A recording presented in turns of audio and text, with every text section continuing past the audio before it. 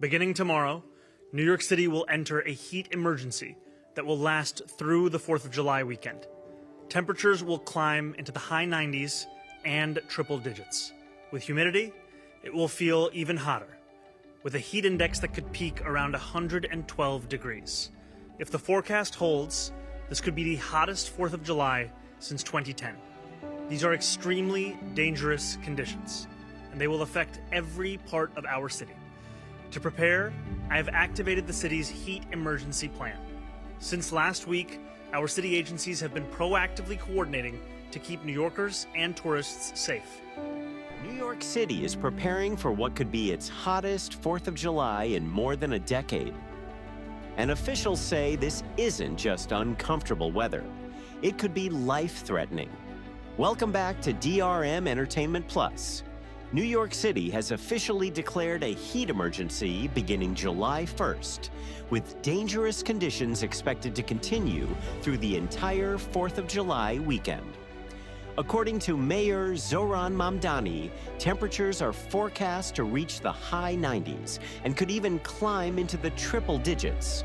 When humidity is factored in, it may feel as hot as 112 degrees Fahrenheit. If those forecasts hold, this could become New York City's hottest Independence Day since 2010.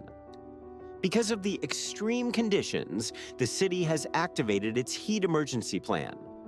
Officials say agencies have already been coordinating their response to protect both residents and the millions of tourists expected to visit during the holiday weekend. But what should people actually do to stay safe? Mayor Mamdani says the most important step is simple. Stay indoors in air-conditioned spaces whenever possible. He also urged New Yorkers to avoid going outside during the hottest hours of the day and to plan ahead for work, childcare, and places where they can cool off before temperatures become dangerous. The city is also expanding support for outdoor workers. Pop-up cooling stations are being set up for delivery workers, street vendors, and day laborers, while officials continue developing new workplace safety guidelines for extreme heat. Employers are being urged to protect their workers and even set thermostats to 78 degrees to reduce strain on the city's power grid. But the danger doesn't end when the sun goes down. Emergency Management Commissioner Christina Farrell warned that overnight temperatures are expected to remain unusually high, giving the body very little time to recover between scorching days. That's what makes this prolonged heat wave especially dangerous. To help residents stay safe, more than 500 cooling centers will be open across the city. These include libraries, senior centers, community spaces, and for the first time, New York City Health Department facilities. This week, New York City is facing a serious and dangerous stretch of extreme heat, some of the most intense our city has seen in years. The mayor laid out the forecast. What I want New Yorkers to understand is why an event like this is so dangerous. An extreme heat watch is in effect Wednesday through Saturday, with the worst conditions forecast Wednesday through Friday. And just as dangerous as the daytime highs, there will sadly be little relief overnight. That means the heat builds on itself day after day, and the body never really gets a real chance to recover. That's what makes a multi-day event like this so risky. The cooling centers opening Wednesday are not just one kind of place.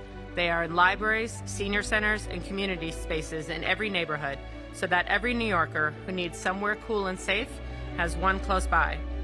Giving people safe, air-conditioned places to escape the heat.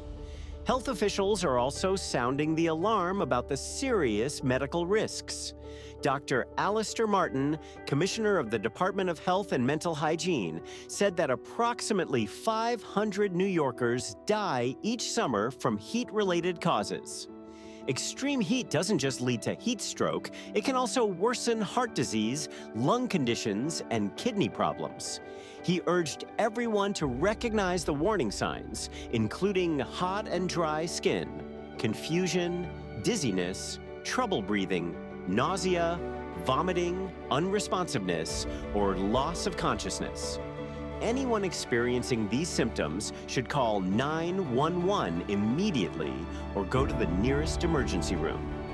During the press conference, the mayor was even asked about reports of Taylor Swift's wedding potentially taking place at Madison Square Garden over the holiday weekend.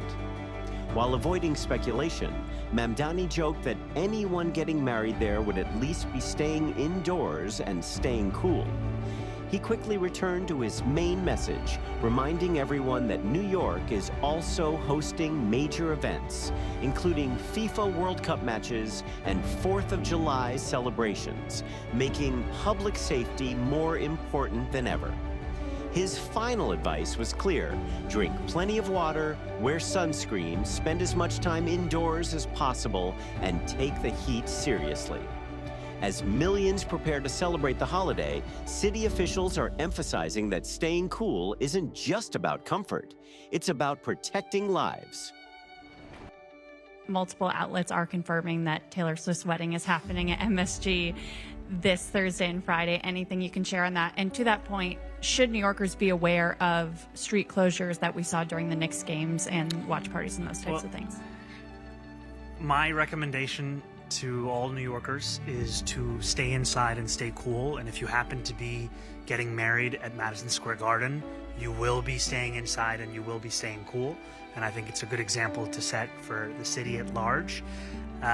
When it comes to these temperatures are extraordinary temperatures. Yes, we are proud to be hosting World Cup matches. I think France and Sweden is kicking off shortly. And we are proud to have sail Forth 250 as well as celebrate the 250th anniversary of our nation. And we also know that even if this were just any other year, to be breaking into triple digits over the course of these many next days, it is of immense concern, given that too often the heat is something that is underestimated. You know, we have heard from commissioners across a wide variety of city agencies and departments. We cannot emphasize enough how important it is to stay safe, how important it is to take this heat seriously. You know, many of us grew up watching commercials where they would tell us to stay thirsty, my friends. I think the recommendation for this weekend is to stay quenched. Drink as much water as you can, put on as much sunscreen as you can find. This is a time to try and stay indoors as much as you can. And for those who want to be outside, we always want to do whatever we can to make sure that's safe, whether it's extending the hours at New York City swimming pools or it's ensuring that we are providing as much guidance as possible to get to a place with air conditioning. What do you think about New York City's emergency preparations? Let us know in the comments below. And if you enjoyed this update, don't forget to like, share, and subscribe to DRM Entertainment Plus for more breaking news and in-depth coverage.